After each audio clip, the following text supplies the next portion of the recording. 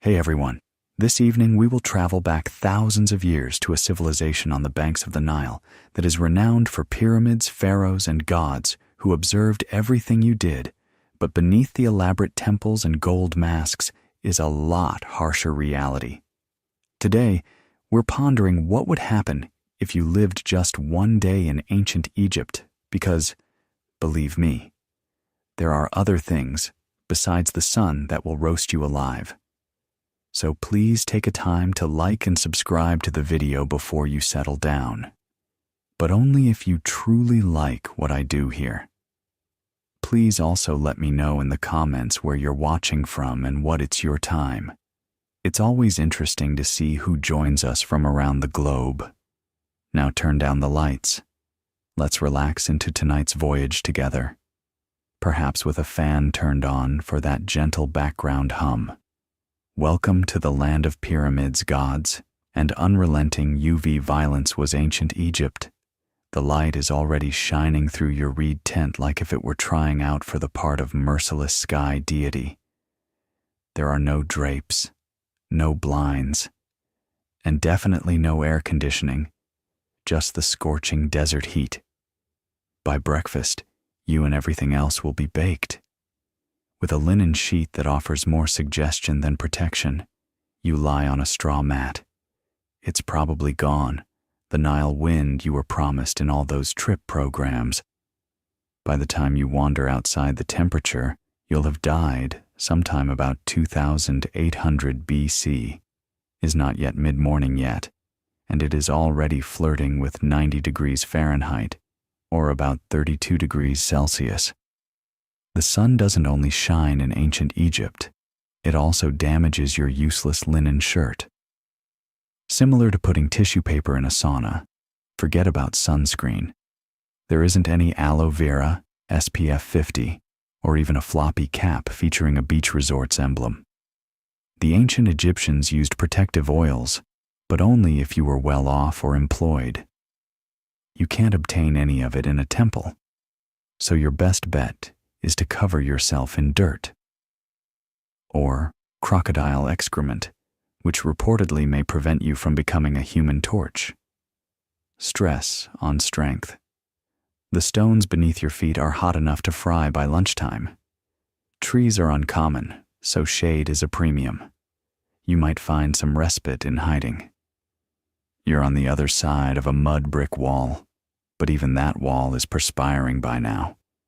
You had better not complain to Ra, the sun god, since it looks like someone threw you into a clay oven without setting a timer.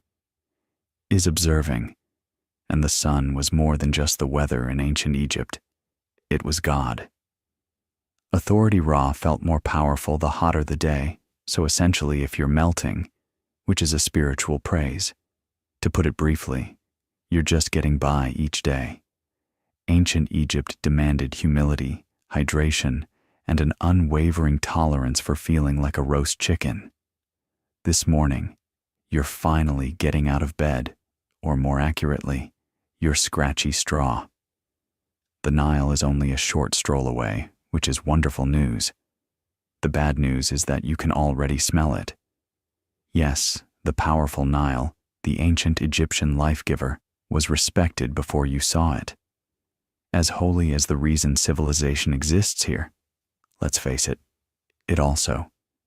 The banks are teeming with flies, frogs, and other creatures that make it smell like a fish market had a rough divorce with a swamp. Even though you probably shouldn't have legs, you nonetheless bathe in soap here. Has not yet been created, and even if it had, you would not have been able to purchase it. Instead, you scrub yourself with the sand. That's correct. Exfoliation is the newest cleansing procedure available. The Egyptian method is to simply rub yourself with coarse grains and refer to it as skin care. Less efficient than nature's sandpaper, yet washing garments is also done in washing the Nile, which entails beating them up against rocks and hoping that your laundry is not mistaken for a delicious midday snack by crocodiles. Oh, and to remember humans, cattle, and occasionally sewage discharge from upstream to add some excitement. This river is shared by the occasional funeral boat, Yet in some ways, this is seen as clean. You wash and come out feeling a little less sticky and only slightly more concerned about leeches. If you live in Memphis or are a thief, you may be fortunate. Sufficient to use a cistern or public basin, but for everyone else, it's either the Nile or nothing, so don't anticipate seclusion. Families, neighbors, and livestock enjoy this public bathing area. The strange ibis that perches on your ankles as if it were paying rent. Water jars are filled and balanced on heads. It's a daily spiritual necessity to return to your mud brick home before the midday heat turns the clay to toast. And somewhat painful. Thus the Nile is indeed sacred. It cleanses, feeds, and slakes your thirst. But let's not act like it's a glittering paradise. Really, it's a combination biohazard and miracle. And all you own by now, you've taken a wash in the crocodile-infested Nile, you've partially cleaned yourself with sandpaper, and it's time for breakfast, the most crucial and least important meal of the day. Let's set expectations for your glitzy ancient Egyptian meal. There won't be any eggs, Benedict. Breakfast in ancient Egypt was devoid of iced lattes and fruit bowls. It's more of a strategic refueling exercise than a culinary feast. You sit on bread lots. The focal point of your meal is a low stool, if you have one, or just squat in the corner like everyone else. It is composed of emma, and is dense, gritty, and frequently as chewy as a leather sandal, wheat or barley, and baked in clay ovens that the neighborhood rats might or might not share. Additionally, don't be shocked if sand is an unwelcome element from the grinding stones that is present in your slice, not as a topping. A daily dose of minerals, as you may say, and then the beer. But don't get ahead of yourself. This is thick, hazy, lukewarm liquid bread that is crisp and bubbling. More calorie-dense and hazily fermented than a pint, this medieval smoothie has a subtle flavor of sour cereal and survival. Even kids consume it. It's not meant to be intrusive, yet because the brewing process at least eliminates the parasites, unlike the Nile, which we simply a petri dish, is essentially what is being mentioned, if you're lucky. And we mean extremely lucky. If someone caught a fish, you could add an onion or a few dried dates to your carbon foam combo protein. Didn't consume it raw right away, and as you chew your rock-like loaf and take a sip, the reason your grain sludge flies are buzzing around you like it's a buffet is you try not to hit them with one hand while holding your cup with the other. You shouldn't overthink the fact that this is probably the nicest breakfast you'll have today. It provides your body with just enough energy to survive, not simply flavor. You've had your gritty bread till the next time someone offers you another block of bread infused with sand. Bon appétit. Just enough sleep and your thick beer to qualify as functioning. Now is the time to work, and believe me, modernity is made possible by ancient Egyptian labor. Unless you're a scribe priest or member of the royal family, burnout looks like a spa day. Let's face it, you don't have air conditioning. Your job is all muscle and dust. Without coffee breaks or comfortable chairs, the cubicle is filled with sweat, sand, and a relentless. If you're a farmer, you'll be ankle-deep in Nile and run the risk of passing out before noon, dirt before dawn, pulling weeds or sowing barley while an overseer watches. Your pastime appears to be shouting. You use rustic sickles and wooden plows, and you're naked. Congratulations. If your back hurts, it's working. If you're a things, become even more biblical for laborers. Picture moving many tons of stones for building a temple in the scorching sun, while barefoot gravel up-ramps and you trip and break your ankle, and there's no ocean here. The person shrugs. The foreman is hammering graves, which is a higher level of grind. burial chambers carved out of limestone for those who will live longer than you will, and if you make according to the pharaoh's tomb, a locked room may be necessary for job security. And a curse. But being a woman doesn't mean you're exempt from domestic duties. Manual labor, such as grinding grain, transporting water, weaving linen, and taking care of children. Still working in the fields, you take a 7-minute break when the baby naps. You eat on the run while preparing dinner, wiping perspiration with your shirt. Continue, because if you slow down, you'll fall behind. And falling behind means there is no clocking out. The sun is your boss. When someone else meets your grain quota, you are held accountable. When it eventually disappears beyond the horizon, you crawl home half dead, covered in dust, and dreaming of a less combative sun god and softer sandals while working in ancient Egypt is a complete bodily commitment to survival. It's not just difficult, it's everlasting. Daily until your body fails, or your supervisor determines you are not valuable. Feeding, and it gets worse after you've been working so hard you might be tempted to complain about fields or quarries. Perhaps something minor. Stop there. This job is awful. Why am I doing this again? Because your boss is more than just a ruler. Complaining in ancient Egypt was not only frowned upon, but could be considered treason. He is a true god. The pharaoh is not a man who was elected or who came from a wealthy family. Rather, he is the embodiment of the heavens selected Horus, son of Ra, to govern Egypt and maintain Mahat's divinity.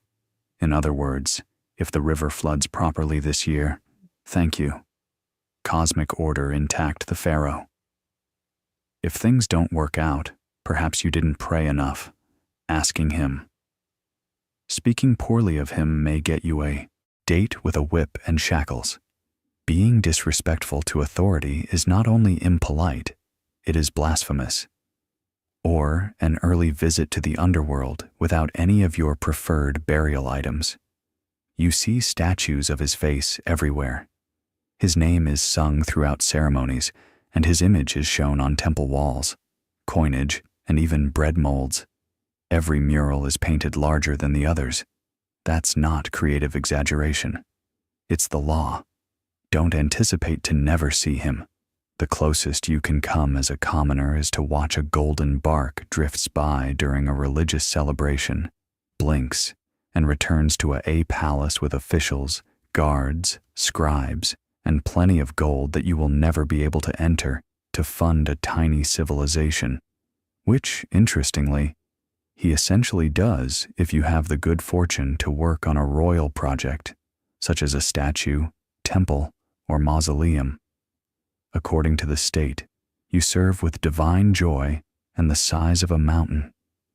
You also claim that it's safer to act as though carving stone for 14 hours a day is an honor than the real thing. Don't even consider rebelling. Pharaohs put an end to rebellions more quickly than you can say dynasty. Just ask the last. The town that attempted to evade taxes is no longer there. Therefore, indeed, the pharaoh is divine, and you are fortunate to be permitted to perspire in his name. If you thought it was difficult to survive in the sun, simply get back to work. Wait till you understand that sand was your roommate, co-worker, seasoning, and worst enemy in ancient Egypt. There is no getting around it. In your bed, in your clothes, in your food. Could be going about your own business in the market, working, praying, or sleeping.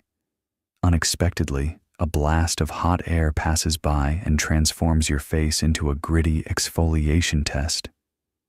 Let's begin with your attire. Linen is lightweight, breathable, and it slides down your tunic and clings to your body, keeping sand out about, as well as a screen door keeps soup out. Skin and manages to get into creases you weren't aware were. Good luck eating. Every bread loaf is essentially a sand trap because the flour was little pieces of grit that had been ground between stone slabs found their way into the dough.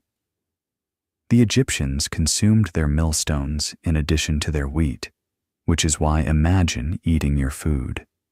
Ancient tooth relics are frequently worn flat like river rocks, as well as filing your MERS every day, and if you believed your home was a sand-free area, but reconsider.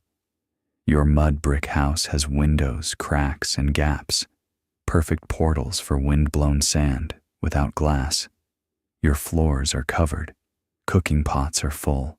Your bed is essentially a sandpit covered in furniture, and shoes are at most optional. Due to the fact that Egyptians walked barefoot, you might easily turn your feet into worn-out leather sandals if you do wear shoes, but they're mainly simple sandals made of leather, possibly stylish but not at all protective. And then there are sandstorms. Egypt's interpretation of a divine slap, a sudden, spinning, blinding moment. The next moment, you're chatting with a friend. You're spitting dust and feeling as though someone has put a whole beach into your eye sockets. Your visibility completely disappears, and everyone around you becomes hazy. The roommate who is always there is coughing shadows in short sand. The silent adversary of your eyes, lungs, and dignity isn't present in every meal. Simply your life's background. It's now a part of you, and no, you can't wash it. You've already attempted it in the Nile, which is most likely more sand-filled. Ancient Egyptian religion is more than simply a pastime. It's the foundation of everything, including your nutrition and work. Your bedtime and hygiene routines are all prescribed by gods who appear to have very certain ideas. First, realize that there are temples to a variety of gods in your area. A dozen distinct gods, each of whom is in charge of a crucial task. Ra, for example, acts as a divine Uber, guiding the sun across the sky. The wise-headed god is in charge of moon calendars and scribes. Sobek is a hybrid of a nightmare and a crocodile. Bastet, the cat goddess, essentially oversees public relations, while Fuel protects the Nile. You live your life to please them, forgetting your own independence. Thank you for waking up. I apologize to Hathor for stubbling your toe with some beer. Before meals, you present a small amount of food to the gods to avoid drawing a resentful spirit. You pray in bed that the god of chaos won't suddenly throw your house into existential chaos. Even funerals are events that last for several days and require the deceased to complete tests, ward off demons, and demonstrate their moral rectitude or face eternal. Speaking of the afterlife, the ancient Egyptians were very serious about it. You must pass a judgment procedure that involves weighing your heart against a feather of truth. You cannot simply give birth. Bury and pray. Egyptian women still had agency, but they were bound by survival rather than the law. And that was important. They had the right to speak in court and keep their inheritance, but they didn't become property after marriage, which is significant in comparison to many ancient societies. Therefore, Egyptian women did rights, but the woman doesn't have the comfort that statues and gods have. You survived another exhausting day in ancient Egypt, elbow deep in dough and swiping flies off a toddler. You averted God's wrath, carried your buckets, ate your gritty bread, and perhaps even escaped a sandstorm. Time to unwind, but in ancient Egypt, after you pass away, your true test starts. Death isn't the end. It's only the start of an extremely complicated multiple stages of the underworld journey. And if you felt the labor overseer was severe, wait till you encounter the Hall of Mahat, is where your soul first travels to see the gods of judgment. You must declare your innocence in front of a 42-deity tribunal in what is essentially the oldest legal deposition in historical statements, such as, I didn't steal, I didn't lie, I didn't hide my neighbor's donkey. While praying for the gods to approve, the heart test follows. Your heart, which is thought to be the soul's seat, is literally put on a scale. Across from Mahat's feather, which represents justice, balance, and truth, if you enter Amit, who is half lion and half crocodile. If your heart weighs more than a feather, you have had a horrible life. She doesn't find you. She doesn't arrest you. She eats. And she's part hippo. There is no afterlife, no second chances, just permanent destruction of your soul. Non-existence, which is the worst punishment in a society that is fixated on eternity. However, things can get better. Doom oneself with words as well as deeds. One incorrect confession, one forgotten line during your spiritual obliteration and judgment. It's similar to an open book exam, where failing entails being eaten by a hybrid of mythological doom. If you succeed, congrats. You've entered the field of reeds, a serene, romanticized representation of Egypt where your spirit resides, eternally with family, boats, farms, and maybe less sand. Fleas, but the stakes were so high that the Egyptians were concerned with getting their tombs ready. Funeral rites and spiritually deceptive magical works such as the Book of the Dead sheet, with helpful advice like, don't insult the crocodile god, and prayer spells. Therefore, certainly, the hereafter may be lovely, but only if you lead a very careful life. One swear word, one unpaid temple tax, and if there's a lunch for a meat, that's your next destination. A tiny act of kindness in ancient Egypt was this linen, which is blessed to be breathable. This plant-based fabric is used to make everyone's whole wardrobe. The good news is that it's light cold and allows your skin to breathe in the intense heat. Whether you're a farmer or not, the bad news is that's pretty much where the comfort ends. You wear the same clothes every day, whether you're a seller, builder, or priest. For men, a straight, sleeveless linen garment for women, or a short white kilt or loincloth. Sometimes you're supported by straps, and other times you're not. If you're wealthy, you may have pleat, beads, or intricate designs. If not, it's simply white, or just a little grayish based on the amount of time that has passed since washing day. Oh, and you're cleaning by hand, you're clothing in the Nile and praying that no hippo will come out. The majority of people go barefoot in the middle. Leather or woven sandals are restricted for temple priests or rare events, so unless you're royalty, don't expect to live your days with a sharp rock in your heel and hot sand between your toes. Accessories are essential, but primarily useful. Amulets for protection, necklaces to demonstrate social standing, and eye cosmetics made from coal powder, which was used for purposes other than fashion, such as glare reduction from the sun and purportedly prevented infections. Yes, eyeliner served a purpose. However, the flies don't care how beautifully you dress in ancient Egypt. Gnats and mosquitoes view your breezy attire as an invitation. You're strolling, sweating continuously, applying scented oils, and hoping your linen doesn't stick to you throughout the day like a damp curtain when the sun is at its strongest.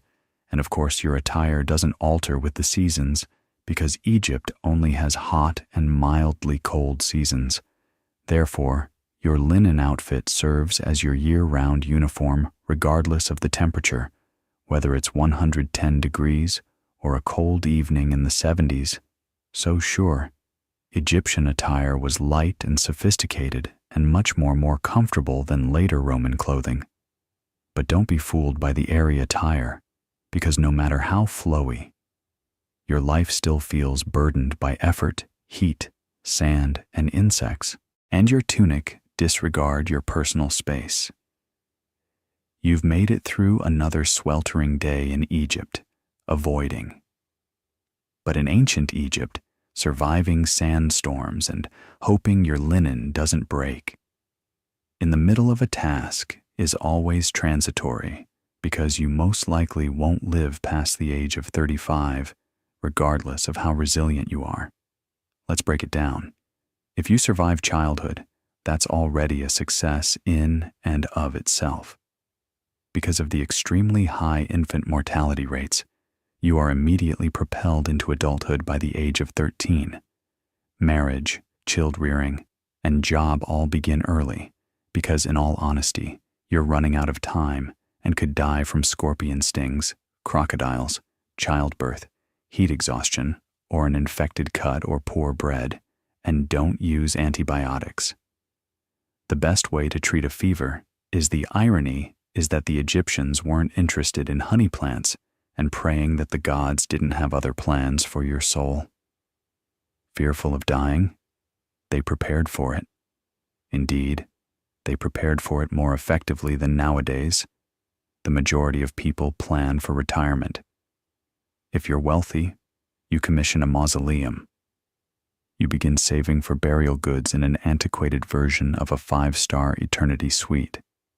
Jewels, food, fragrances, statues, and even small servant dolls known as shabaptis. In the hereafter, consider them to be spiritual interns who work while you sleep indefinitely.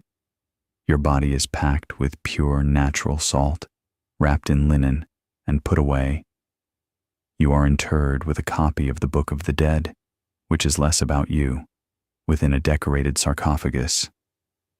Gloom, more akin to a magical travel manual that includes passwords for the afterlife spells to trick demons and advice for the impoverished on how to avoid being devoured by creatures that eat souls. Your body is wrapped in what appears to be a tiny trench in the sand for your tomb. Whatever cloth your family has on hand, perhaps a pot or two nearby, covered with dirt, no murals. Even the poorest Egyptians clung to the golden mask, which was just you and the wind. The field of reeds is a serene, verdant paradise where you can farm without perspiring and eat in the afterlife. Yes, you will most likely die if you go hungry and sail the Nile in the soft sunlight for eternity. Young in ancient Egypt, but as long as you led a decent life, prayed correctly, and avoided insults, many jackal-headed gods, you could live forever in luxury. You've made, it's been wrapped in emboldening and sent to the afterlife, or at least into the tomb. Time to lie in peace, blessed and buried, well, not quite, because even the dead are stolen in ancient Egypt. Let's start with the obvious.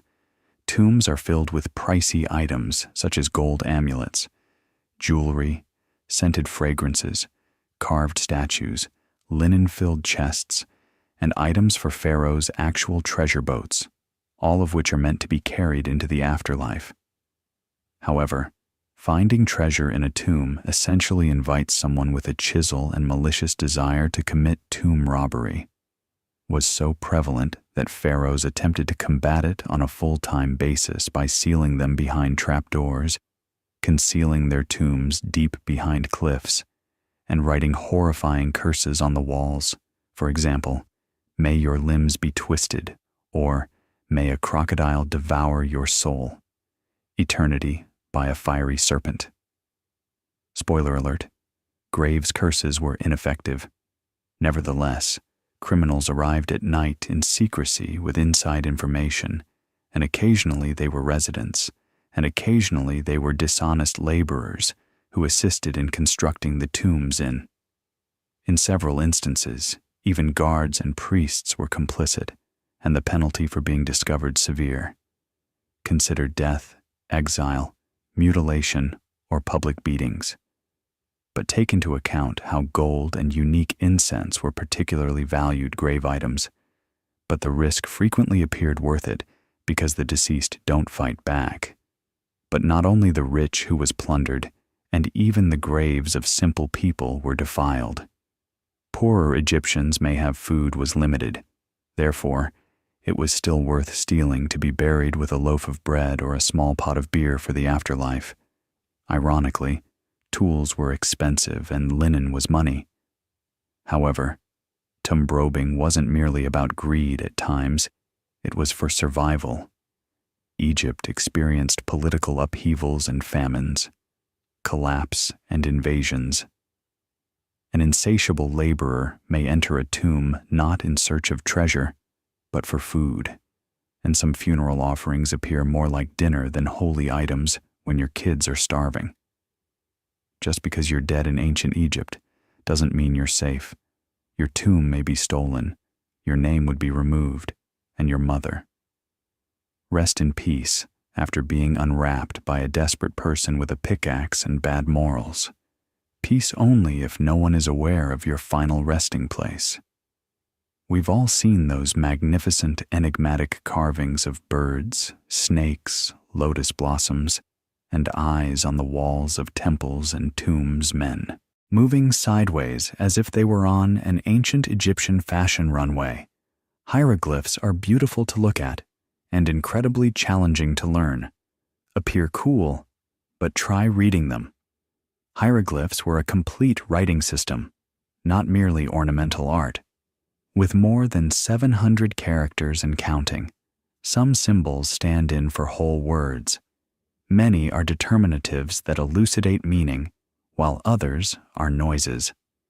Since you are aware that using a real star symbol to write the word star could be too simple, and don't expect spaces or punctuation, writing in ancient Egypt was essentially a lengthy, exquisite puzzle.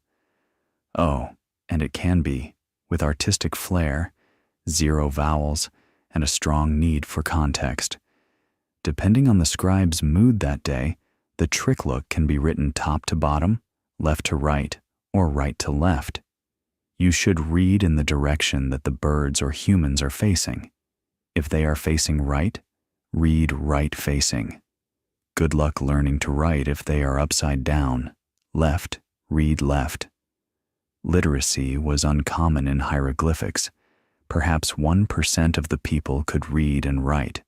If you wanted to be one, you had to become a scribe, which required years of rigorous. As a child, you would learn to memorize hundreds of symbols, unending scrolls, and so much practice that by the time you were 15, your hand probably curled into a claw. But the rewards are enormous. Respected, well-fed, and never forced to carry bricks in the sun, scribes.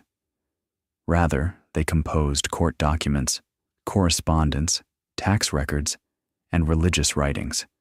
They were vital to the community and shielded from the majority of manual labor in a scribes governed silently from the shadows in a society where writing was a source of power.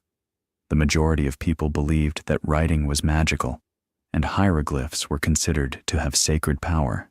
When someone's name is written, their soul is maintained, and their entire spiritual one. So, yes, spelling was important. Hieroglyphs, although they may resemble old-fashioned emojis, are actually more like a linguistic Rubik's Cube encased in mystery, arithmetic, and myth. Beautiful? Yeah, absolutely simple to learn, not after 14 chapters of backbreaking labor, superstition, heat, and hunger. It's time to pose the crucial question. Would you have survived even a day in ancient Egypt? The answer is probably negative. The ancient world's golden tombs and lotus-scented air are easily romanticized.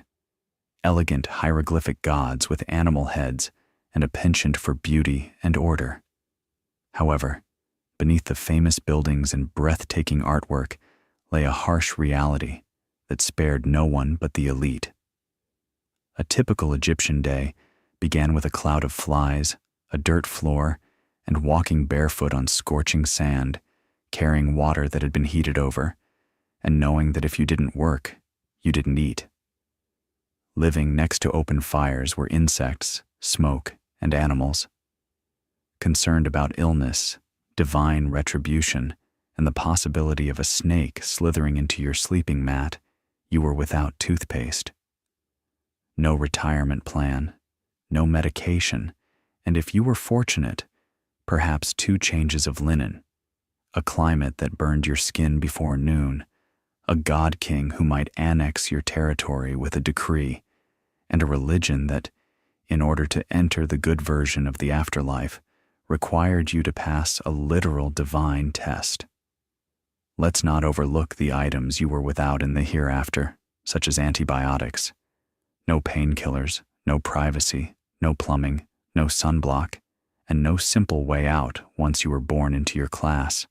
No career changes, no promotions, no discovery, either a writer, a farmer, a worker, a mother, a servant, or despite being dead, the ancient Egyptians weren't depressed. Adored music, dance, food, family, and the beauty of life. They had a strong belief in their gods, their destiny, and they painted, they joked, and they had a clear enough vision of eternity to construct stone structures that remain today. But for a contemporary individual, without your air conditioning, your smartphone, your footwear, your Advil, and your filtered water, no, you wouldn't survive a day in the sand because you would fold before the second one arrived. However, given that they endured for thousands of years, ancient Egypt is acceptable.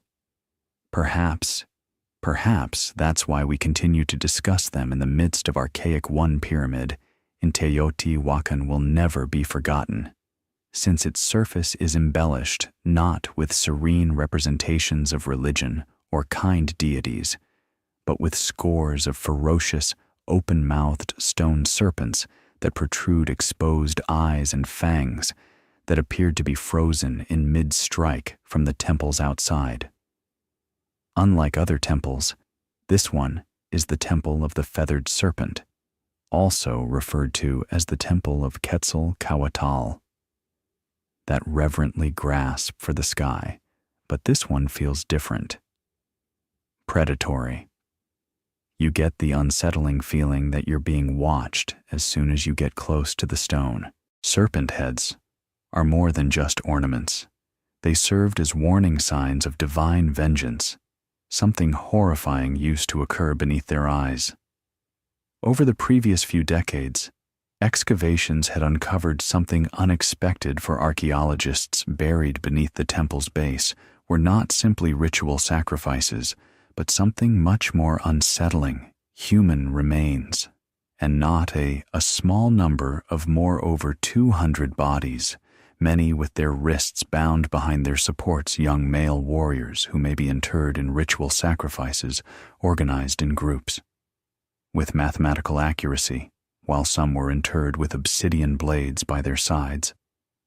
Jewelry fashioned from jawbones or necklaces made of human teeth. They weren't just thrown into.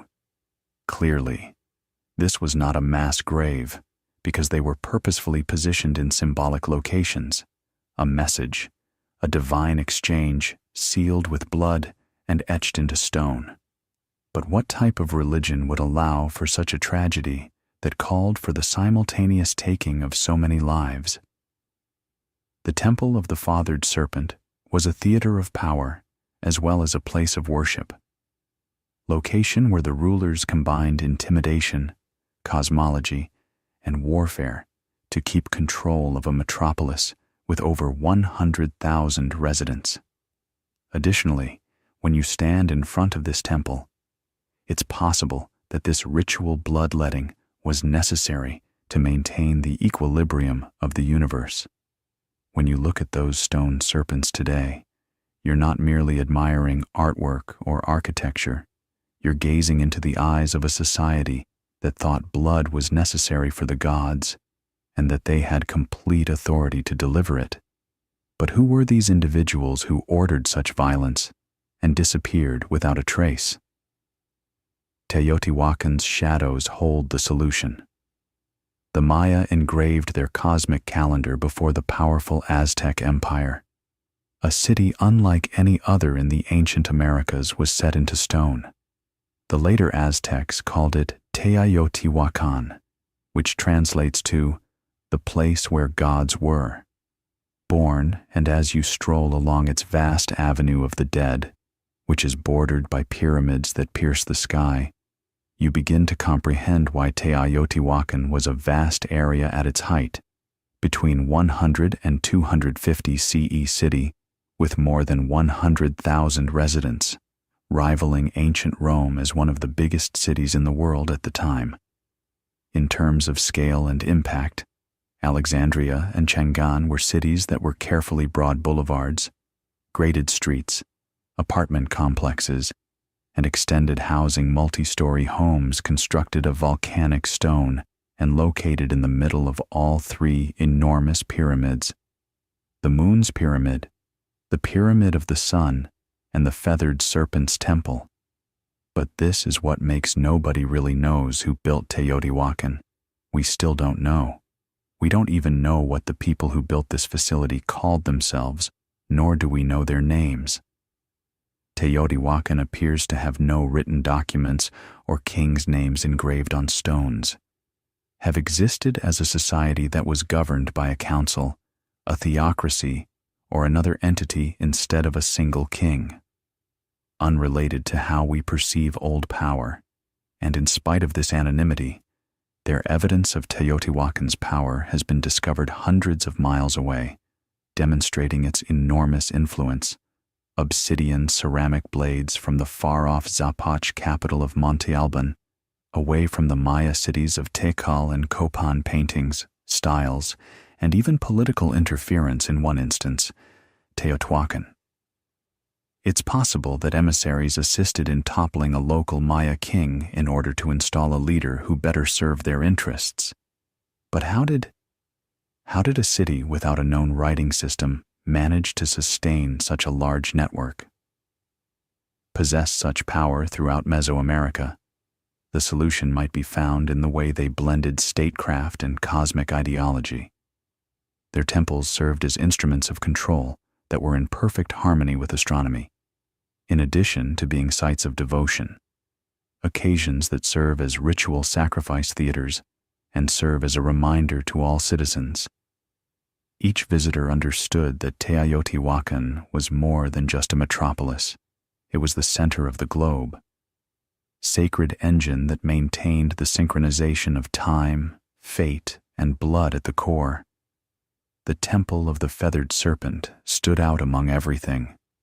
To comprehend the temple, you must first comprehend it was devoted to the feathered serpent, whom the Aztecs subsequently came to know as one of the most mysterious figures is Quetzalcoatl, also known to the Maya as Kulkan.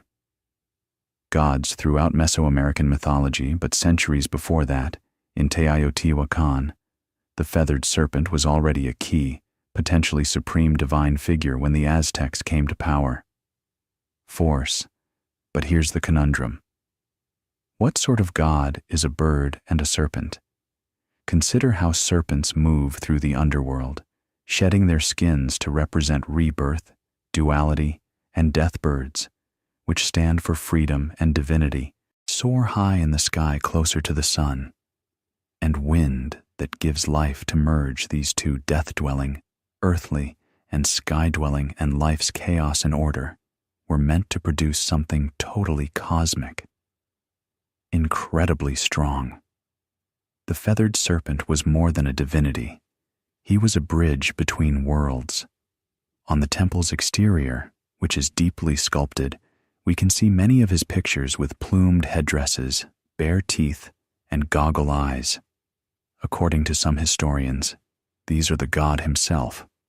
Others propose that they are soldiers or priesthood figures dressed in any case, they are wearing divine regalia to demonstrate their power. These snake-bird hybrids are all throughout the temple, giving the impression that the building itself is alive with heavenly energy. However, the feathered serpent was not merely a celestial deity. He was also closely associated with sacrifice. The universe was propelled forward by blood, and Quetzalcoatl afterward, known as a kind, civilizing god, he played a much harsher part in Teotihuacan, demanding sacrifices, and in certain mythologies, he ventured into the realm of life itself, not only mazes or incense, the underworld to create humanity by recovering the bones of the dead, but to revive death. The gods gave their lives in order to save humanity, so there had to be a transaction. In exchange, people were supposed to do the same at the Feathered Serpent's temple. Was a cosmic engine intended to connect the sky, not merely a monument to faith, the underworld and the earth by ceremony, each stone, each serpent's head? Teotihuacan didn't merely worship. Each buried victim was fed into that system. The winged serpent represented his blood, might, and logic contradiction.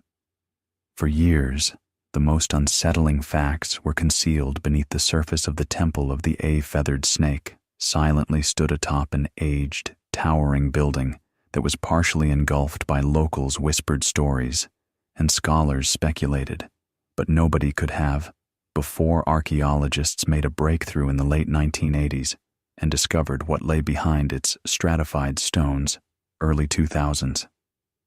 What they discovered wasn't merely surprising, it was disturbing. There were a number of long, enclosed rooms and pits beneath the temple's foundations, each filled with meticulously placed human remains. These were intentional, not the haphazard aftermath of disease or conflict. Systemic, ritualistic, cold sacrifices. The victims' numbers. There were more than 200 young males, most of whom were between the ages of 15 and 25. Some of them wore human. Some were beheaded. Some had their hands bound behind their backs, and obsidian knives were sharp, and the recognizable instruments of ceremonial slaughter were strewn about, black as night. It becomes darker at this point. The bodies were arranged in geometric and symbolic designs. They were interred in the cardinal directions quadrants rather than at random. Perhaps to reflect the universe, even the quantity of bodies was significant. It wasn't merely about death. It was about a purposeful death, and the victims were surrounded by offerings, exotic shells, snakes and jaguar bones from the far-off Gulf Coast figures, and blades of obsidian that had never been used in combat. This was not a form of discipline, but rather a gift. These young men, who were probably soldiers, had been chosen to avoid dying in shame, but to pass away as a part of something greater. For the Teotihuacanos, the human sacrifice may have been necessary for the temple's construction itself. It seemed as though each stone needed to be dedicated with blood. Only after a sacrifice was given did each layer rise. The deeper the more you dig, the more sacrifices you unearth. Archaeologists found one chamber, intricate passageways containing mercury and underworld-related mica minerals. The floor glistened like, was the water a mirror of the night, or a metaphorical entryway to the realm of the dead? It felt more and more like the temple wasn't constructed on the sky as they dug deeper. Top of death, yet it was built to enclose it. The stone was not discolored by the blood. Accident. The entire thing was for the gods, and the stone was supposed to contain the blood. You'll discover something odd if you examine the Feathered Serpent's temple more closely. Disturbing. It is in harmony with the universe and does not only sit on the landscape. Teotihuacan was not constructed at random. Rather, the whole city was planned according to exact cosmic axis. Its main road of the dead is not by accident located at a 15-degree angle from true north, but a purposeful change, maybe to coincide with the sun or the Pleiad star clusters setting on a certain ceremony, dates. This avenue is locked by the Feathered Serpent's temple, which is situated directly along it, into a vast heavenly blueprint. But what exactly were they attempting to match? For decades, archaeologists and archaeoasters have been debating this. Some claim that the temple coincides with the equinox. Others think that it has a connection to Venus, the planet most revered by Mesoamerican societies, connected to rebirth and war sacrifice. When Venus rose or set, conflicts were, temples were lit with ceremonial fire, and gifts were declared. even though the temple appears to be purposefully large, with the number 7, the number of visible planets, repeated.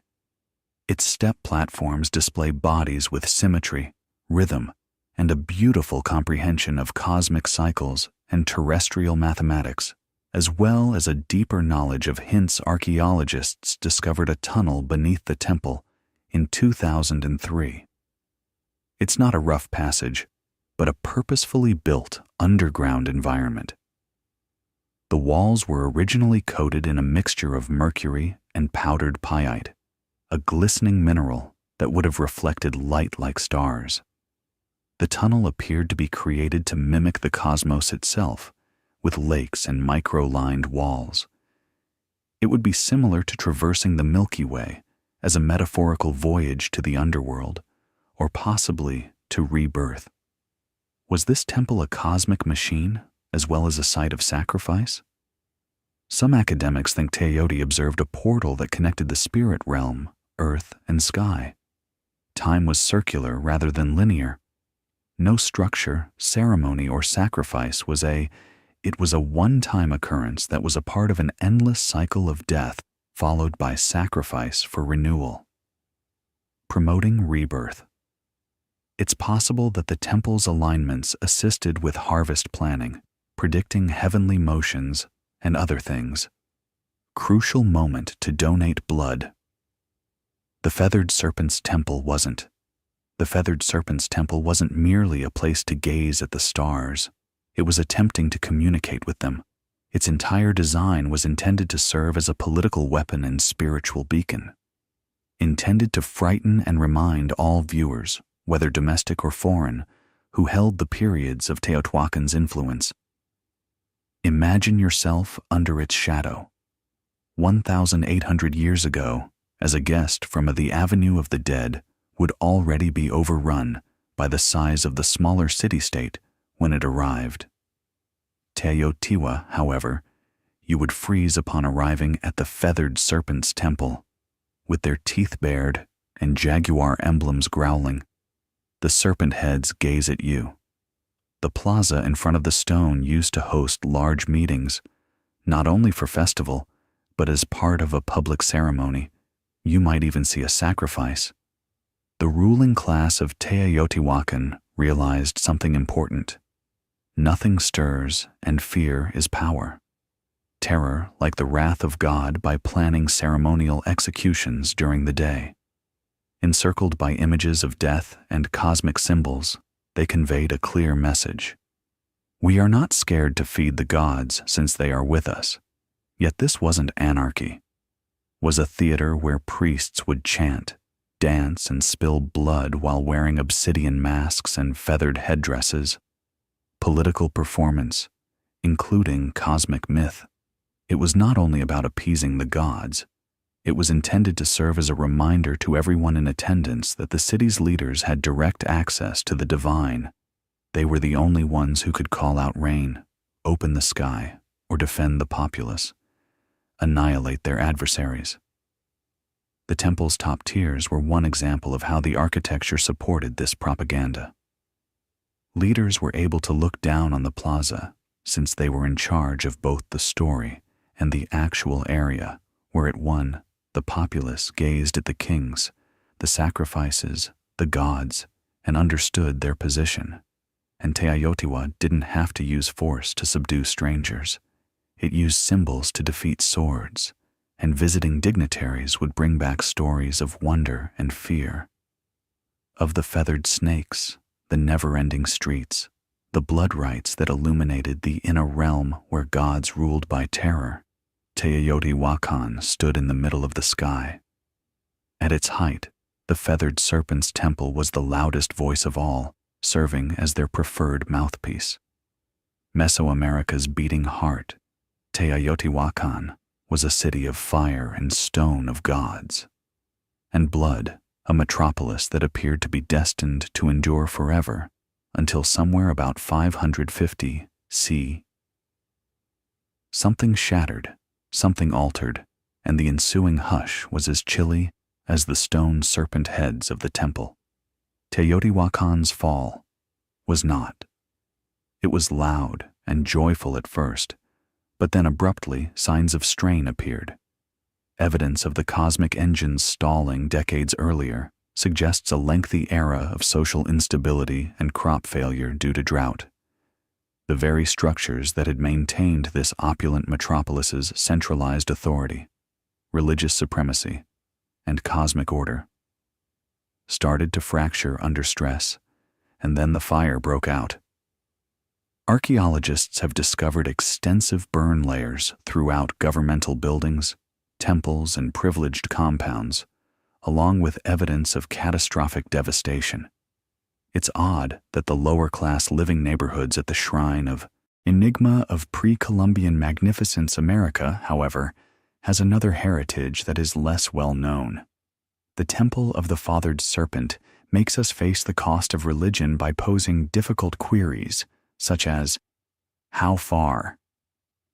When religion and power are indistinguishable, will people stop feeling a connection to the divine? In many respects, beauty and dread can coexist. The temple is more than just a historical landmark. It's a mirror. Mirror of ourselves, our interest in life after death, and our need for purpose, our ability to create incredibly beautiful structures, then smear them with blood. The temple shows us that while civilizations can reach unthinkable heights, brilliance comes with shadows. Perhaps this is the reason we keep coming back. They are hiding their secrets behind the stones. Not just to go, but also to comprehend, since we know in our hearts the serpent is still there to remind us of who we were before, not to attack, and what we could still be before we had words to communicate rhythm, tens of thousands of years ago, long before writing was invented, and even before language itself was born. Early people started to intentionally produce something that could only be defined as sound, not song or speech, but rhythm. A stick tapping a stone, a foot stomping, a hand slapping hollow bark earth in time. Something extraordinary appeared somewhere in that old recurrence. The initial drum beat felt like something, but it wasn't referred to as music, like the expression of emotion, movement, or communication. Evidence of early percussion instruments that date back more than 30,000 years has been discovered by anthropologists. These were probably constructed using natural materials, such as stretched gourds and hollowed-out tree logs. Nothing beautiful or maintained, just these simple drums made from animal hides were not toys or pointless diversions. Rather, they had practical uses such as warning or summoning. To establish a connection, picture a tribe dispersed throughout a thick jungle. One beat from others heard a faraway drum and realized that danger was imminent, that a celebration had started, or that the first drums weren't only instruments, they were pulse extensions of the human body. The gods are listening. Externalized a pulse that was perceptible throughout a valley. Drumming wasn't something you heard or saw. Was a shared activity you did under the sky, around fires. In these primordial rhythms created a language of emotion, expressing joy, grief, and warning in caves where echoes caused the air to vibrate. Hope that is conveyed through patterned sound, rather than phrases or symbols before. Before string instruments were imagined, the first flutes were carved, and the drum was already alive, securing us in establishing rituals throughout time and bringing people together to form tribes. In this manner, regardless of where humans live on Earth, the drum became humanity's first instrument and possibly its earliest form of communal identification. They made a tool to hit something, beat something, and mark the moment because we had rhythm even in the absence of words. And that rhythm was, when early human society first emerged, drums weren't just instruments. They served as spiritual voices in every country, tribe, and each region of the world established its own rhythm, but the goal was almost the same: to communicate with the unseen in Africa, where some of the first drums in history appeared, was intricately linked to ancestry, death, and life. It was thought that the gambe, which was covered in goatskin and carved from a single tree, comprised three spirits. The trees and the animal whose hide it was cut from provided it with a voice, and the artist who made it come to life performed in circles. The gem wasn't merely a part of rites. It was the ceremony itself, followed by the conversation. West African drums that can imitate human speech in terms of pitch and tone. These drums sent news, births, cautions, and other messages over long distances. Fatalities from village to village a long time before telephone humans were Native Americans drumming their messages over the waters and throughout the landscape. In ceremonies, American tribes saw the drum as a living thing, playing it as Mother Earth's heartbeat.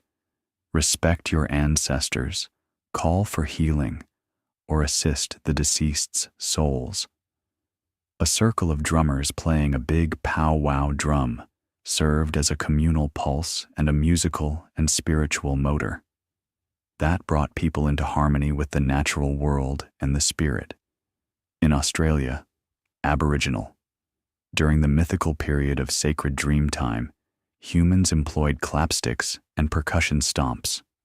Inuit shamans used frame drums to induce trance states in order to communicate or seek visions in the Arctic.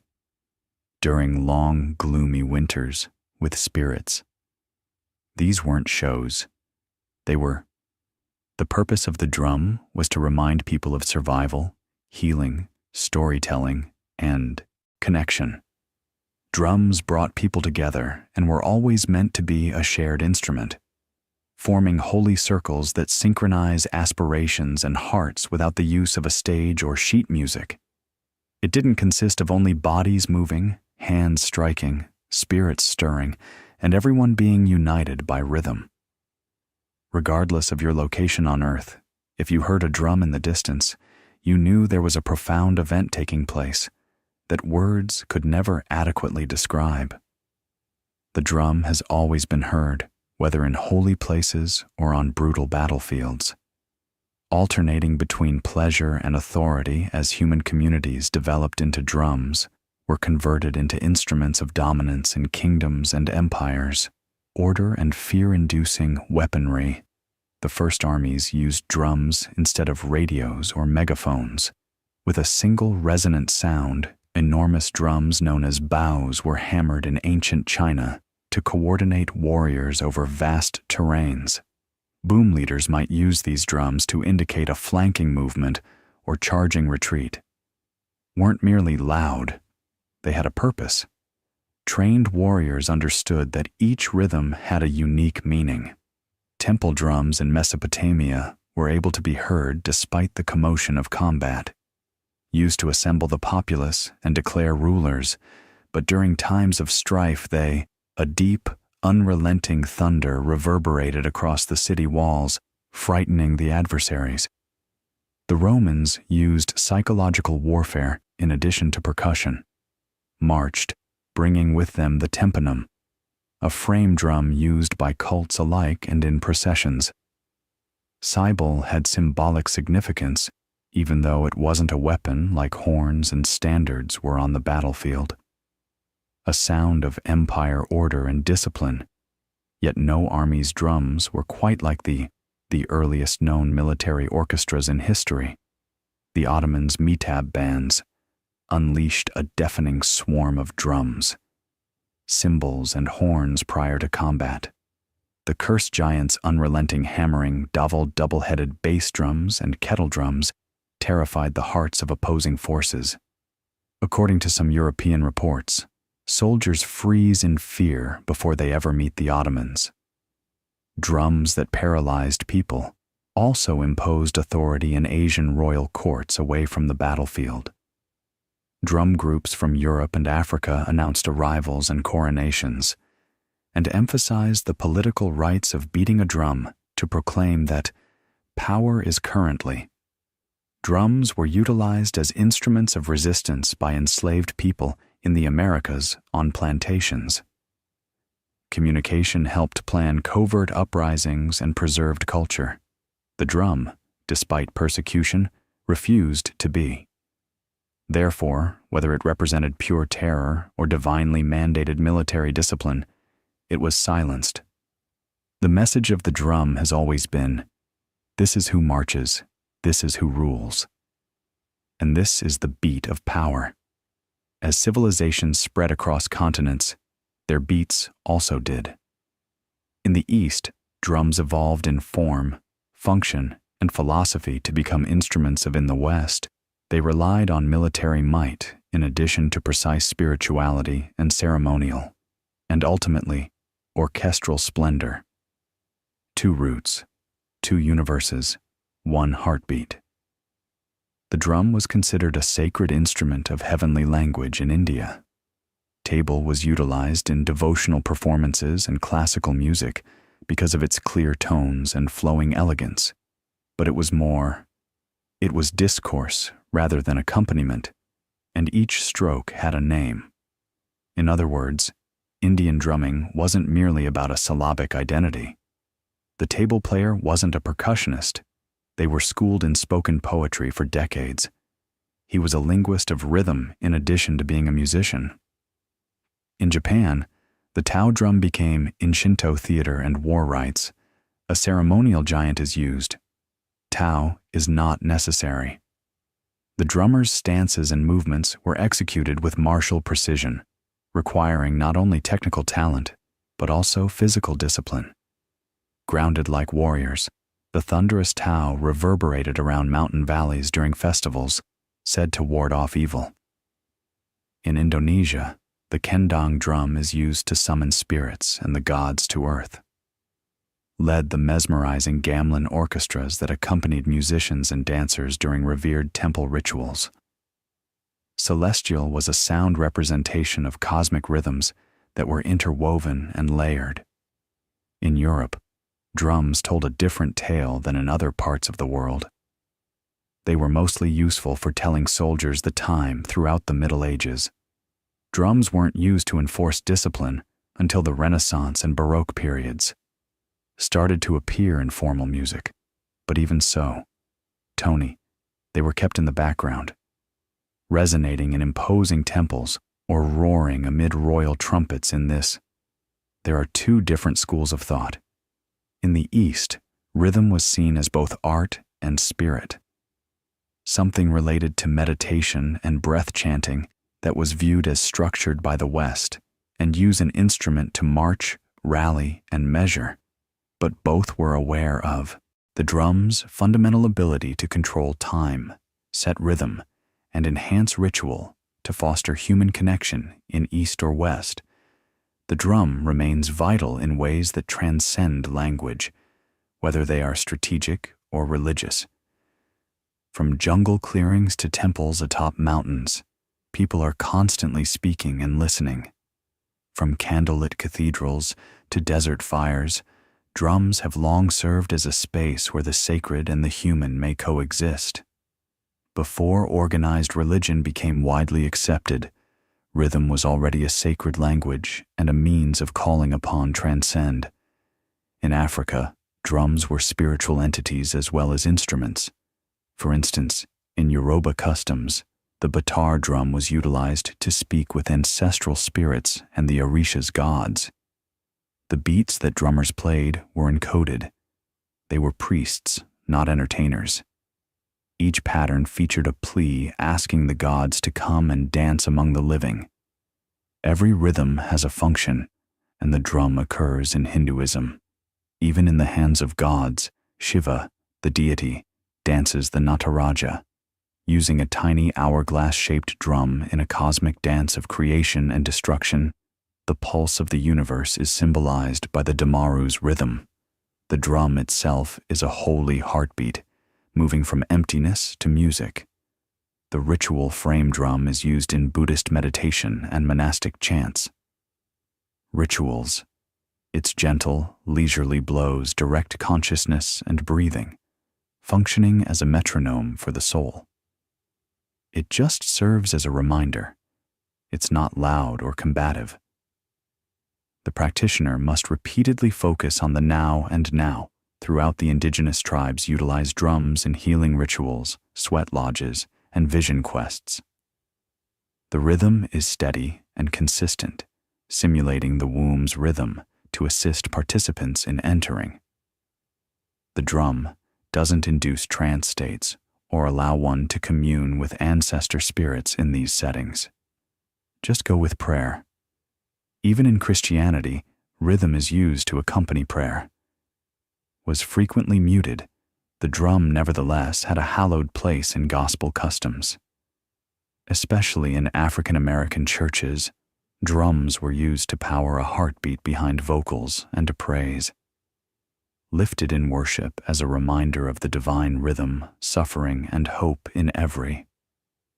The drum has existed throughout life, regardless of the religion, ceremony, or deity summoned.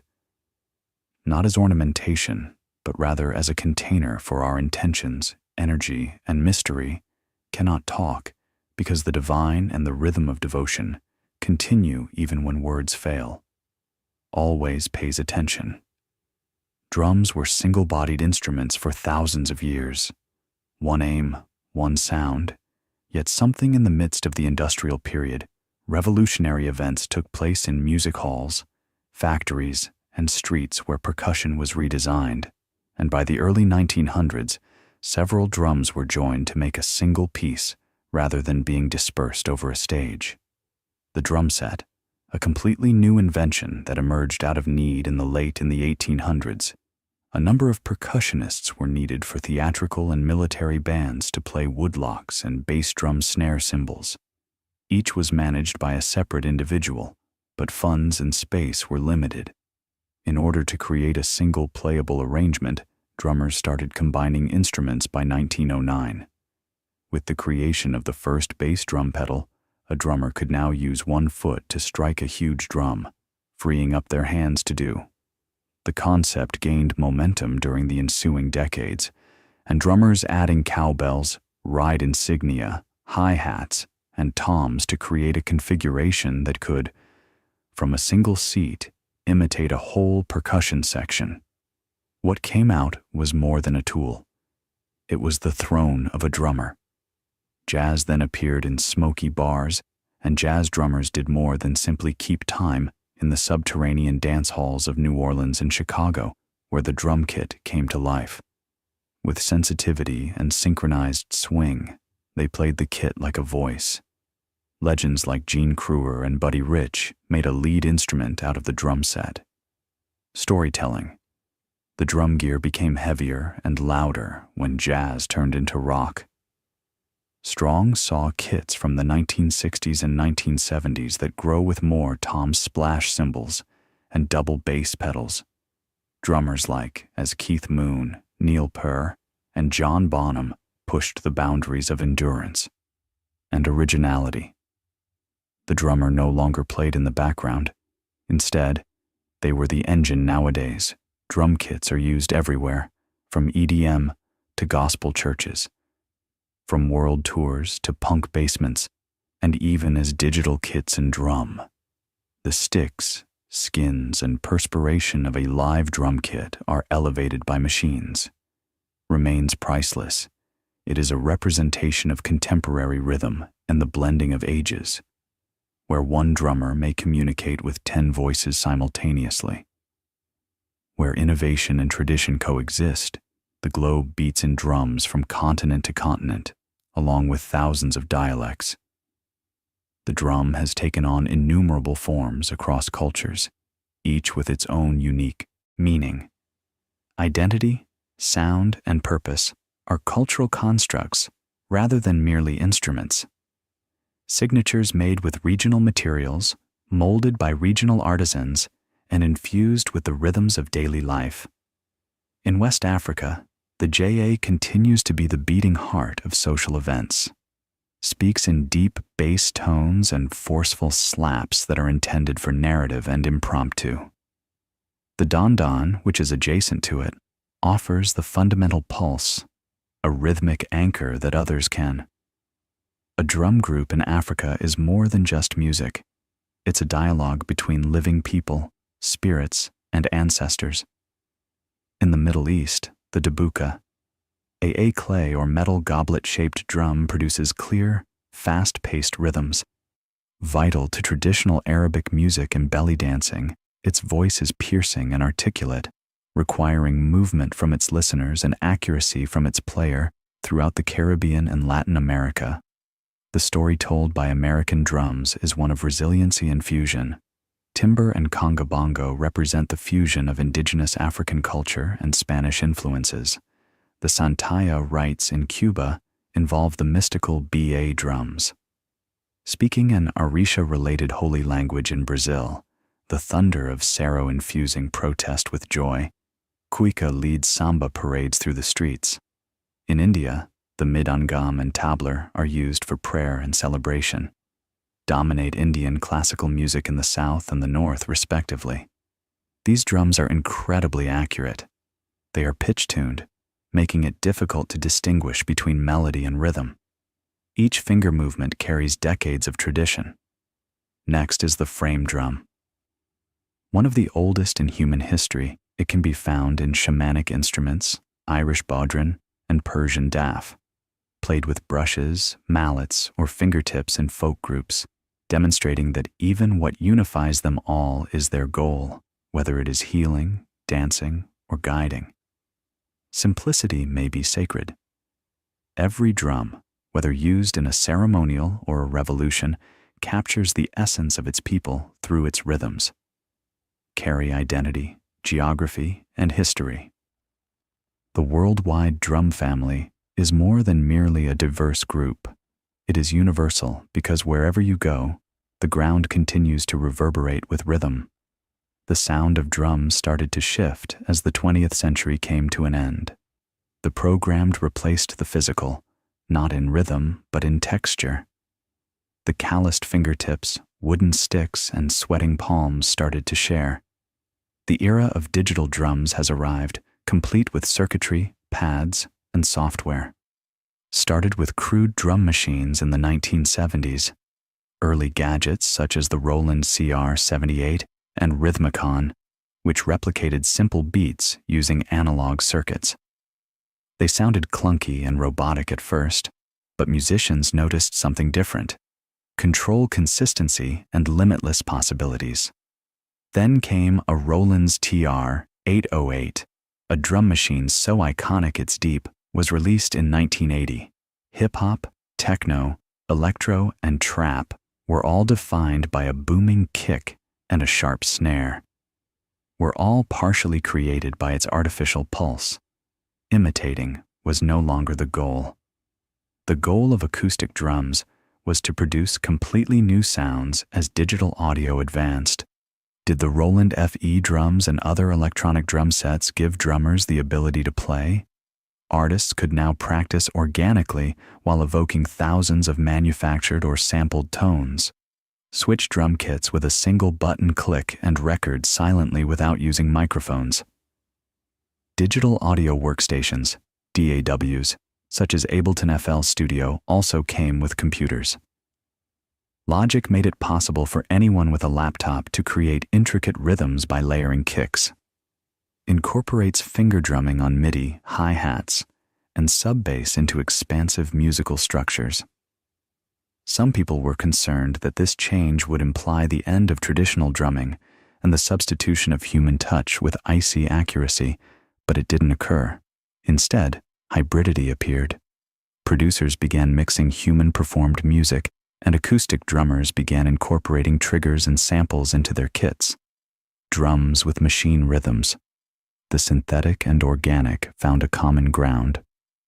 Digital drums reinterpreted the past rather than erasing it.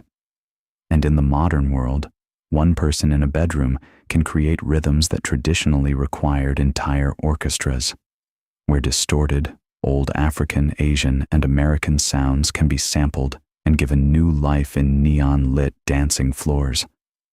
Although the equipment has evolved, the goal of moving bodies has not altered: to mold time, such that stillness speaks throughout all eras, empires, and one aspect of technological advancement has remained constant.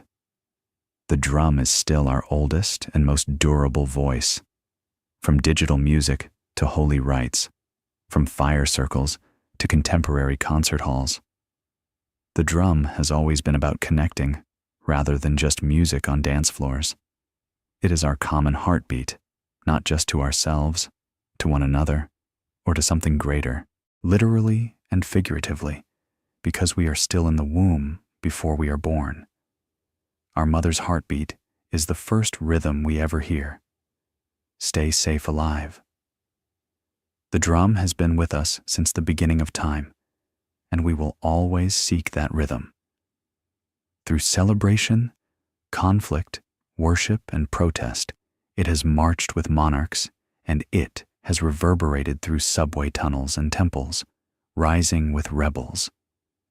It speaks in every language as it is a language that speaks without using thought, straight to the bones and blood of the body. In times of sorrow, we drum too. We drum to celebrate at times of pleasure, and in the peaceful areas of between us, we drum to remember who we are. Percussion is still evolving today. On city corners, hand-pan street musicians are creating modern beats. Despite all difficulties, indigenous people are maintaining historic drumming traditions.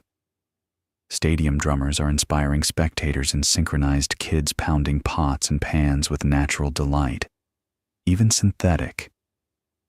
Though no algorithm can recreate the human essence behind a single faulty beat, intelligence is learning rhythm. Beat is felt as well as counted, which may be why the drum has outlasted empires and fashions, because at our core, we all yearn for the stability of time. Shared pulse that indicates we are now connected, regardless of how far we. No matter how sophisticated our tools get, or how virtual our experiences get, there will always be something deeply rooted about a beat, a breath, a start, skin on skin, stick on hide, hand on wood. The drum is. It serves as a reminder that humans were always intended to move in time, listen, feel, and play. And as long as people are around, the drum will never be quiet. Before Manhattan turned into a steel and glass forest, it was an island in the early 1800s, the skyline was shaped by sloping rooftops and church steeples rather than towers. The city, a thick expanse of brick townhouses with timber frames, barely existed at the southern extremity of the island. Stores and muddy roads and buildings hardly ever ascended above, not due to a lack of ambition, but more because gravity had the last say. 5 or 6 stories claimed that a building's weight increased with height, and that stone and the cost of brick height was high. The walls had to be thicker at the base to sustain the upper levels, reducing the amount of space inside and necessitating massive foundations. Building high meant building heavy, and heavy didn't translate into money. Thus, following a grid that had been devised in advance, the city expanded horizontally, moving northward. One of the most audacious metropolitan plans of its era was created in 1811. Yet behind that grid, Manhattan had a secret weapon hidden beneath the soil and cobblestone layers. Deep, solid bedrock. The granite spine that ran underneath the island would eventually house some of the highest buildings ever built, but for now, it was peaceful. Early Manhattan was a bustling, clamorous, and unspoiled place to live. Horses clattered through tiny streets, and harbor ships lined the piers. As the economy expanded, immigration rose, and despite the island's surge of energy, the metropolis continued to cling to the earth and sky.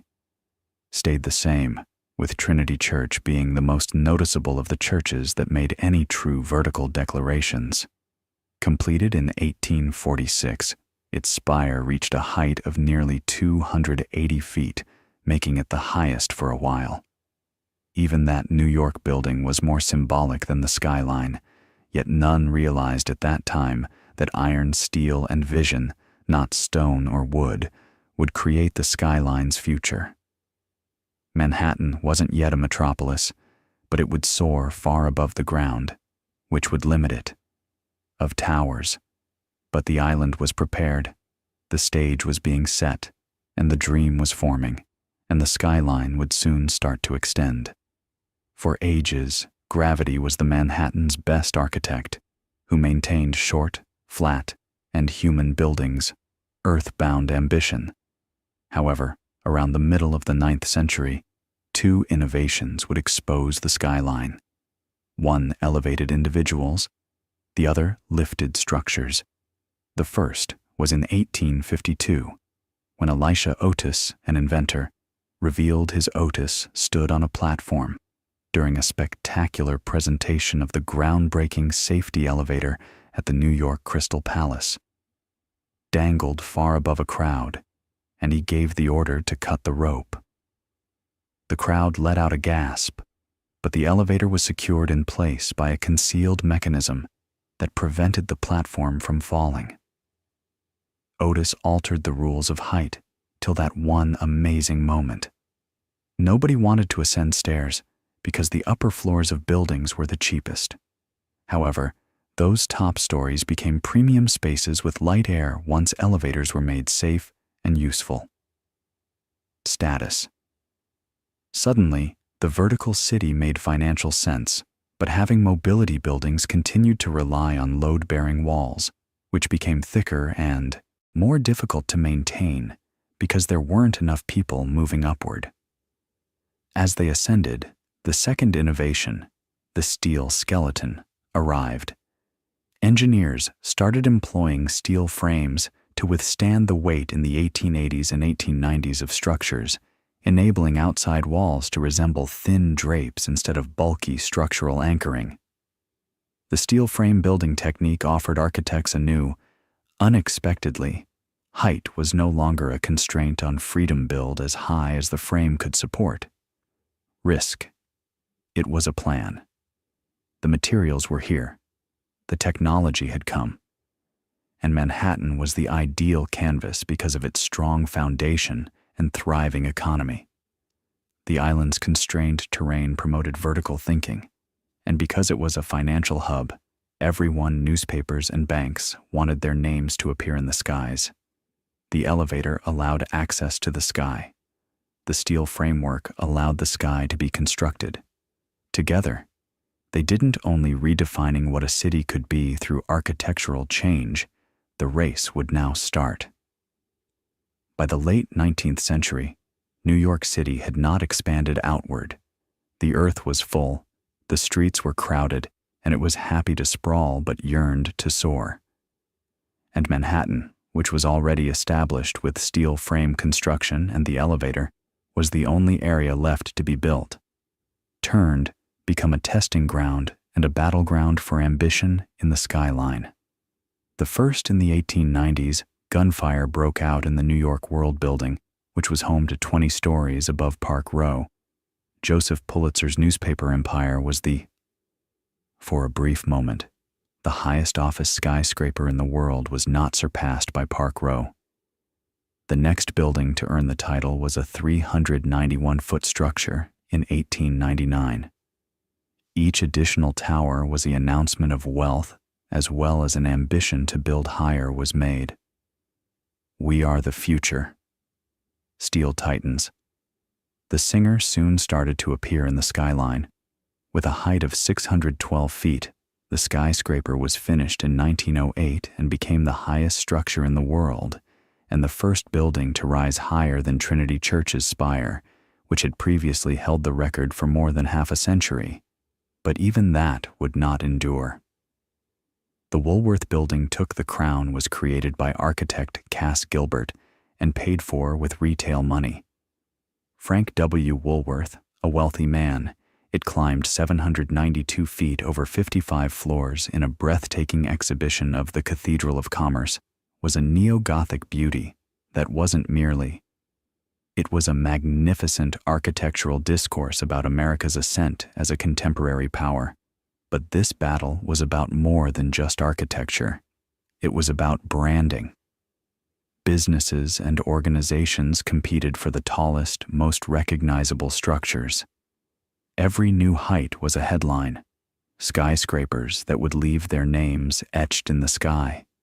The tower turned into the ultimate perpetual billboard, with each shadow serving as a symbol.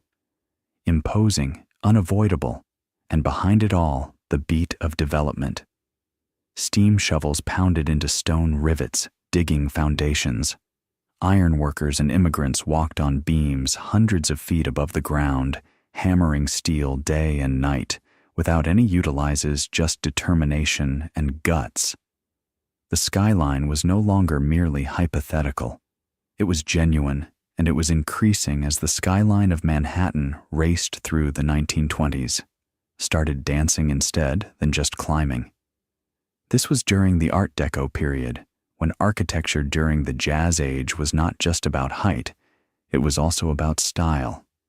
Into stone and steel, and the structures of New York became symbols of light and movement and vitality. The Chrysler Building, which was finished in 1930, was the most spectacular of them all. It temporarily held the title of highest structure in the world at 146 feet. Car tycoon Walter Chrysler commissioned the tower, which was a symphony as well as a testament to his achievement. Innovative design, its covertly constructed stainless steel spire was lifted into position overnight. Shining like a crown in the sunlight, ornamental eagles fashioned after hoods. With its curves, embellishments protruded from the corners like guards of the future. The Chrysler Building's chevrons and machine-age details captivated the sky, but the race wasn't. Another titan was ascending the Empire State just a few blocks distant. When the building was finished in 1931, at the height of the Great Depression, it soared, snatching the title from Chrysler and keeping it for almost 40 years at a height of 1,250 feet years, constructed in just 410 days, requiring thousands of laborers to the Empire State, was more than simply a structure. It was a place of wind, snow, steel dust, and New York's message. While most of the nation struggled, Manhattan pushed rise, and its structures reflected the dual personality of the time, competitive yet optimistic, elegant yet aggressive. The paradoxes of the era were encapsulated in the Art Deco style, which was geometric, elegant, modern, and mythological. In addition to being useful, towers were carved to shine at night like beacons of potential, but underneath all of that glitz, there was a reason for these barons and moguls who desired more than financial gain, constructed skyscrapers in order to leave a lasting legacy. By the late 1930s, both in the skyline and in history, the form of Manhattan had developed. It was now a cathedral of ambition rather than merely a financial hub. After World War II, a skyline that shouted progress rather than whispered it. The skyline of Manhattan began a new phase that was less decorative and more corporate. Glass, steel, and rigid lines replaced the grace of Art Deco. With New York serving as the capital of that empire and America as a worldwide superpower, the skyline changed to reflect this. With monuments of efficiency rather than ornamental spires, in 1952, the striking rectangular glass skyscraper with low marble wings rising over the East River, the United Nations headquarters signaled a change in tone, international, diplomatic, and futuristic. It wasn't merely a structure, it was an architectural declaration of global order during the atomic era that established the framework for what would the Lever House in 1952 and the Seeger Building in 1953 came next. 1958. These skyscrapers with their curtains are two iconic examples of the international design. By design, the steel frames and reflected glass walls were simple and devoid of. They lacked sentimental ornamentation and didn't resemble castles or churches. They appeared to be ruthlessly practical, precise, modern machinery. Ludwigmus von der Reye's Sarum building was particularly significant because of its bronze-tinted glass. A new sort of urban presence was brought forth by the open plaza and consistent grid. Impress with adornments, but to convey discipline, authority, and order. This was, at its height, corporate architecture was cold, elegant, and powerful. As firms expanded, so did the skyline midtown turn into the center of America's biggest banks, media outlets, and corporations, legal firms. These new buildings fought for more than just aesthetics. Square feet for presence on the horizon, and for placement gone were the gargoyles, and towering spires were replaced by anonymous mirrored monoliths, giants that, despite their simplicity and quiet, mirrored not only the clouds, but also Wall Street's aspirations. These skyscrapers conveyed a lot of information about a nation fixated on expansion. The corporate age was characterized by precision and modernity, which shaped the appearance and atmosphere of cities. Worldwide, but despite all of this steel and glass, one thing stayed the same.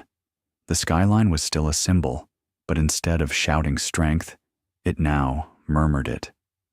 New York was already a vertical masterpiece by the late 1960s, but it still had space to dream larger. That dream began at Manhattan's southernmost point, when a couple would soon permanently change the skyline. They were audacious, contentious, and unlike anything that the World Trade Center's Twin Towers were the most striking sight the world had ever seen. The Port Authority of New York oversaw the World Trade Center project, which was envisioned as a center for international trade. Architect Minoru Yamasaki of York and New Jersey created the structures using a radical minimalistic design with no setbacks and vertical lines. An aluminum covering for each tower would rise more than 160 feet, dwarfing all buildings in their path. The goal wasn't only, it was ideological, architectural, a declaration of global interconnectedness. A new construction of the Temple of Capitalism began in 1966 in order to accommodate a whole community. Radio Row was raised. The slurry wall, a groundbreaking method used for the foundations, allowed engineers to. One of the most difficult engineering accomplishments was to hold back the Hudson while building deeply into the soft riverbed. Of its era. When the Twin Towers were finished in 1973, weren't adored by everyone. Some critics referred to them as boxy or antiseptic, while others lamented the disappearance of the opulent skyscrapers of the past, although many people believed that the towers were. They didn't dance with the genuine presence, which was bold, confident, and powerful. Instead of tapering like the Empire State, they remained steadfast like the Chrysler. Twin foundations of scale and assurance, beyond merely constructing the world trade. The center became a global emblem of American unity and enterprise. Visitors to the observation decks come from all over the world to eat at the windows overlooking the world, or just to gaze. From the plaza below, looking up in wonder for almost 30 years, the Twin Towers controlled Lower Manhattan. They provided symmetry to the skyline by anchoring it and gravity, and even if other towns constructed larger buildings, none of them were able to match the iconic weight of those two towers rising. The skyline has once again shifted side by side. On the morning of September, this time with great ambition rather than adornment or artistic flair.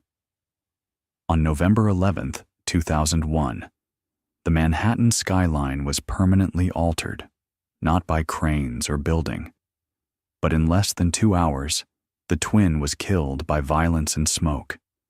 Thousands of people died when the World Trade Center's buildings collapsed into twisted steel and dust fire.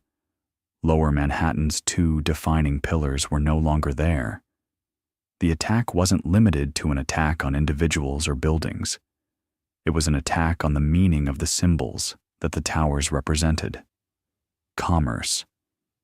The Twin Towers have defined modernism, independence, and ambition for decades. The island's southernmost point, where their pristine monolithic shapes had been visually abbreviation for New York City itself, which was broken in the days. The weeks that followed turned Lower Manhattan into an open, blazing wound. Raw. There was nothing but nothingness where there had once been height and light. Photographs of the skyline appeared empty and the familiar. The area that had previously throbbed with global vitality was fractured, and it became known as Ground 00 for the first time in a century. Manhattan was in mourning rather than constructing. Mourned, but it also went through steelworkers, firefighters, police personnel, to volunteers flocked to the location to rescue the rubble rather than build it. Cleared lives were honored. In a city, the clang of iron was replaced with silence. This was a forced halt as everyone was constantly hurrying forward, a collective long breath suffering. But New York did what it always does. It looked up. Rebuilding discussions were complex, emotional, and political. What should replace? If something were to rise again, could the skyline be rebuilt without the towers? For years, the hole in the ground served as a reminder of what had happened, erasing the loss. And what was removed, it turned into a hallowed area, but gradually plans surfaced. Cranes returned steel and designs were created, but not to make the tragedy go away, but to build something new next to it. But one truth existed before anything was constructed. Stood up. The skyline was no longer merely a representation of aspiration or power, had turned into a monument, a silhouette influenced by both tragedy and victory, and the narrative didn't end there. A city renowned for its quickness was devastated. Ambition and motion stopped, not to give up, but to rethink. After 9/11, rebuilding the Manhattan skyline required more than simply architectural design. It required identity. What might emerge where the Twin Towers once stood? Anything.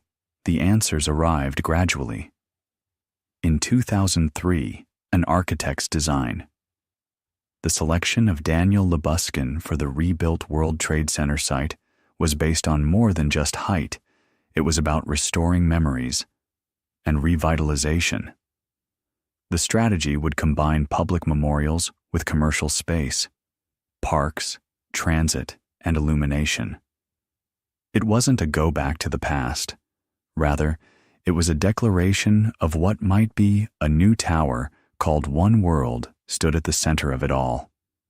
Originally known as the Freedom Tower, the Trade Center rises from the northwest. At 1,776 feet, it would surpass the highest structure in the Western Hemisphere at the corner of Ground Zero. This figure was chosen to reflect the American independence year, but this was about more than just patriotism. It was about defiance of getting back up after a setback. Construction started in 2006 and continued in 2014. Clad in glistening glass, One World Trade Center stood as it opened. Like an obelisk made of crystal, it offered a fresh perspective that was both literal, and the building undergoes a symbolic transformation as the sky grows darker and eventually disappears. It is present without conceit next to the 9/11 monument, depending on the light. The original towers have been replaced with two deep voids, each with a continuous waterfall, with the names of the deceased engraved in bronze. It's not merely a feature of the skyline, the heart of the city. It took years for the new skyline to develop. Other towers climbed 3 WTC, WTC4, and WTC7 are all demolished. Together, they symbolize not only a revitalized city, but also a modern and intentional New York was changed. It did more than simply restore what had been lost. It changed and paid tribute to the while constructing for the future, and in doing so, it brought to the world's attention something fundamentally human and American. You can destroy a city, but you can't stop it from rising. The Manhattan skyline is a living thing now, not just a group of skyscrapers. Emblem of the American dream's tenacity and ambition. No other. The world's most significant silhouette is ingrained in popular culture, history, and memory. You can illustrate it using people will know it after just 5 lines because it tells a tale about architects who envisioned towers that pierced clouds, fearless ironworkers and engineers, and immigrants who crossed seas to assist in its construction. It talks about risk, reward, and reimagining. New York itself has never been completed and never will be. The skyline is constantly living.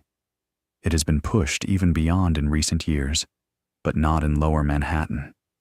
The vertical race went uptown this time, along Billionaires Row, super tall residential buildings such as 111 West and 432 Park Avenue Central Park Tower today.